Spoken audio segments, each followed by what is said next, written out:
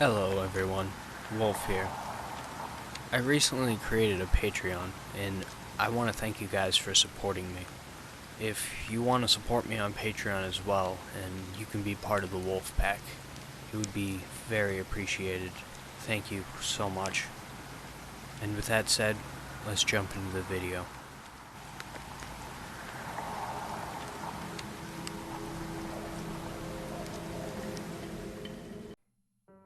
Last week, I was searching on Craigslist to find a new desk for my living room at home.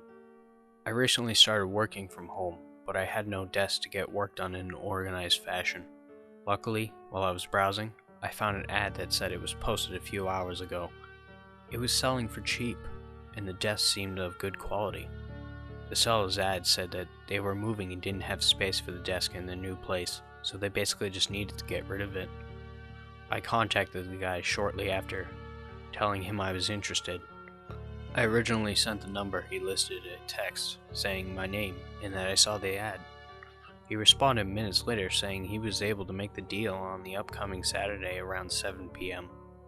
That Saturday, I called him to ask if he was still available, or in case he forgot.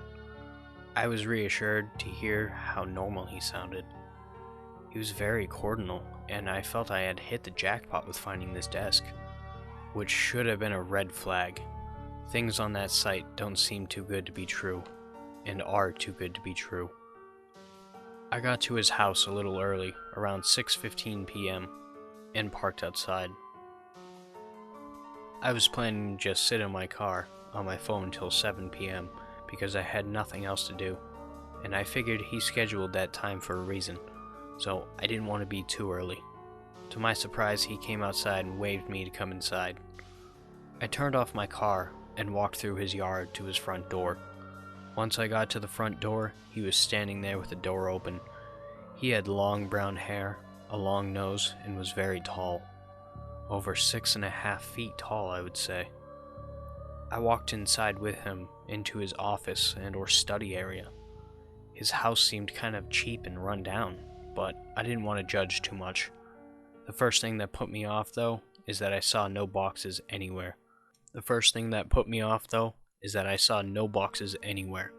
Nothing looked like it was ready to be packed and moved into a new home.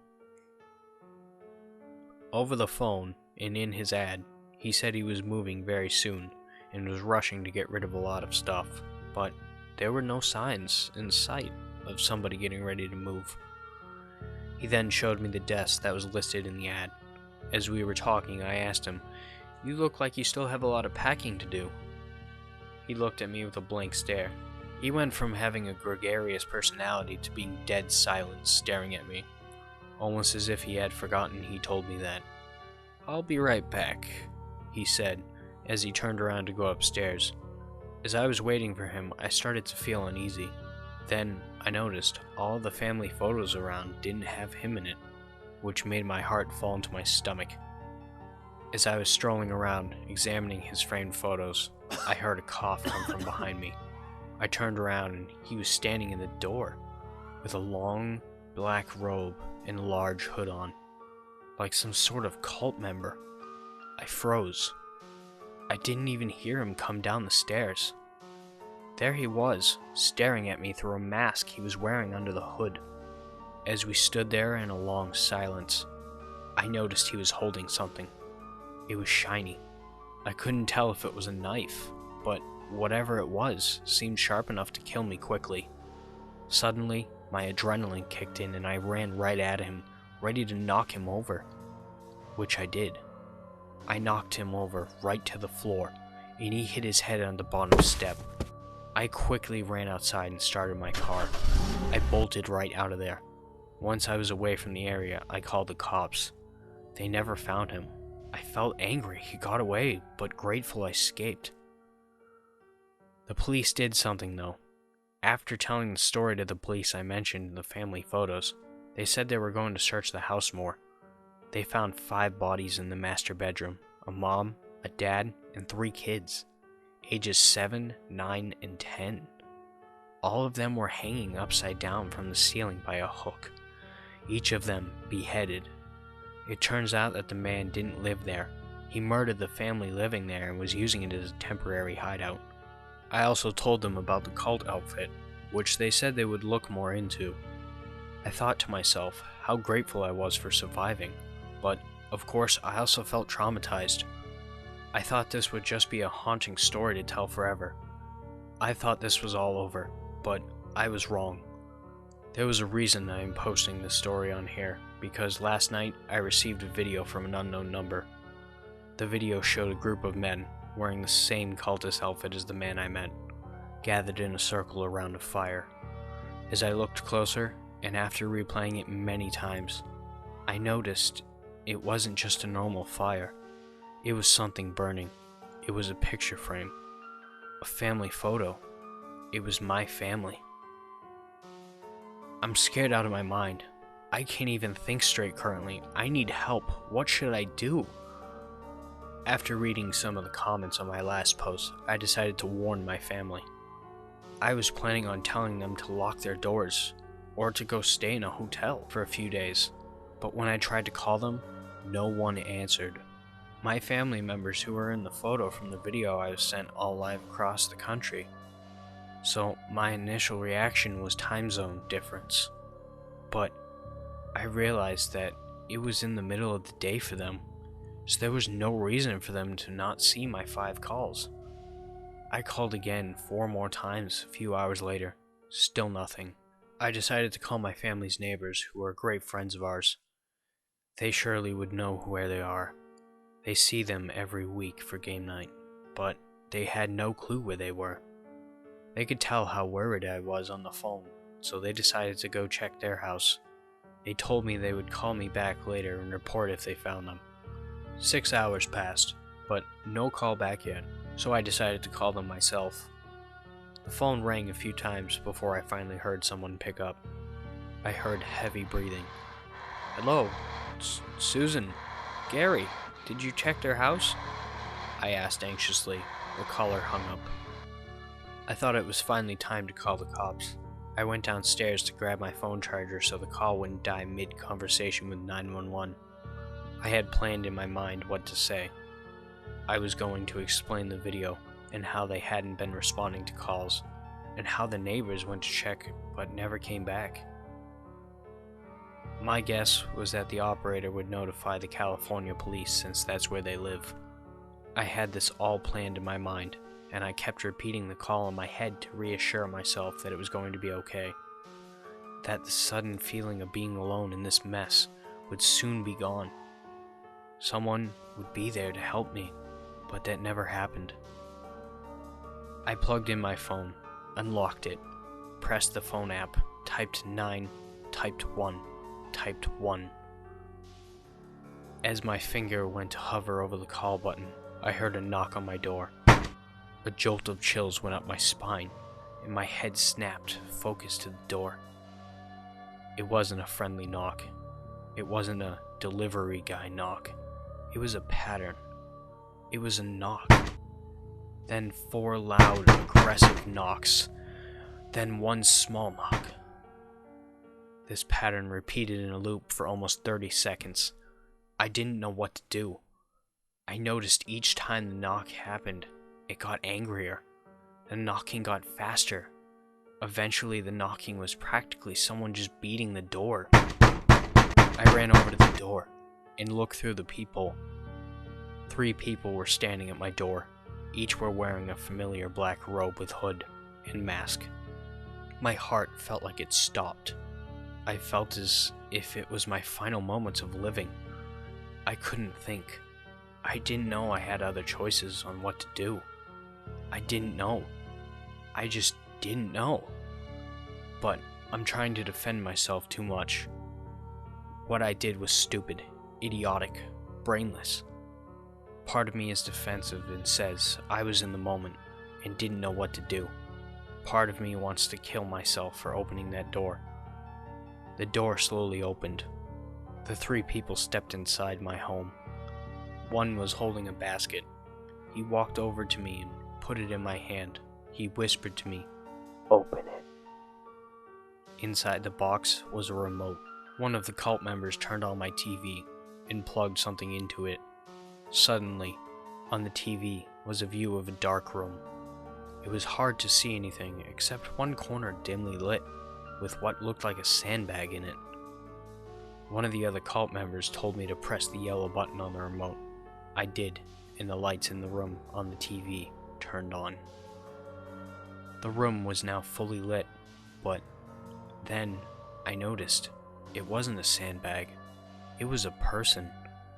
In fact, each corner of the room had a person in it, sitting on the floor, head in their knees, rocking back and forth. I could tell these people were crying. They all seemed to be wearing white t-shirts and white shorts. All of their hair was frizzy and messy. "Press the blue button," said the cult member, whispering over my shoulder. After pressing the blue button, I saw a man dressed like the cult members walk into the room with the crying people. He placed down a bowl of water and left. Each of the people crawled furiously fast from the corners to the center to drink from the bowl. They must have all been thirsty for days. One of the people turned to the camera, and I felt like they were looking right into my eyes. Then, I realized. My skin suddenly felt cold, and I began to shake. It was my father. I now suddenly realized the people in that room were my family. They were all in such bad condition that I barely recognized them. The video quality wasn't the best either. One of the cult members turned to me and said, "Press the red button." I was still frozen in shock, though, that I didn't react to what he told me. He then repeated it again. "Press the red button." This time, much more forceful and angry, so I pressed it. Another man dressed in the cultist outfit walked into the room in the video. He stopped and stood in the very center of the room. He picked up the bowl and made a movement with his hand. Then my family all returned to the corner where they were originally crying in. The man then glanced around at each corner. Eventually his focus shifted to my father. He slowly walked over to him. Then he pulled out a knife. Terror filled my eyes. Because I pressed the button, I was now watching my father being brutally stabbed to death. There was no audio in the video, but I could see my father was screaming, and so was the rest of my family. After minutes of endless stabbing, the man walked out of the room, leaving my father's body still in the room. I could feel the pain in my mother's eyes. They all stayed in their corners and cried hysterically. I couldn't wrap my head around what was happening. I felt tears rolling down my face and my body shaking, but I couldn't move. I soon realized while I was distracted by my father's horrific death, the cult members had tied my legs together and were holding my shoulders in place. I then began to nudge and try to escape. I built up the hate inside me to try to break free. Each of the cult members kept telling me to stop, but I wouldn't. While fighting, I hit one of the cultists in the face with my arm. He fell back a bit, but came back hard. I took a hit to the head and fell back into the cultist's arms. I don't remember anything from the night that happened after that. Today, I woke up in my bed. I was extremely confused. I ran downstairs and saw that the TV was off, and nothing was plugged into it anymore. There was no remote inside. I kept thinking to myself, there was no way this was some sort of nightmare. It felt too real. The pain, it felt too real. I started to remember how I was fighting off the members. So I ran to the bathroom to check the mirror. Sure enough, there was a large bruise over my eye. As I examined my bruise closer in the mirror, I heard a sound from the living room. I realized the TV turned on. I walked over to it and saw there was a message on the screen. "We are watching. Do as we say, or witness another death." Then, it stitched to a panel of video feeds. Each of them was a room in my house. I saw in the top right corner there was a live video of me looking at the TV. I tried to look around to find the camera, but before I could look back, the TV was off. All day, I have been seeing messages pop up on the TV. Each time, I follow the instructions, regardless of what they say. They now know everything I do. I can't escape. Calling the cops would get my family killed. Tonight, they asked me to go to a certain address to pick up a laptop and perform a task for them on it. I noticed this laptop was pretty banged up, and the webcam was completely broken. So I decided to use this laptop to make this post. This was my only way to not get caught. A million thoughts are on my mind. How do I escape? Where are they keeping my family? And of course, the major thing I can't get out of my head is my father. I would rather not go into detail on my mourning for him here, but please, if anyone can help me, please do. Please help. Well, wasn't that a screwed up story? Thank you so much for watching, and don't forget to subscribe and hit that notification bell. Also, I will be uploading every Saturday and Sunday. I will try to upload about 1 or 2 smaller stories throughout the week though. Thank you.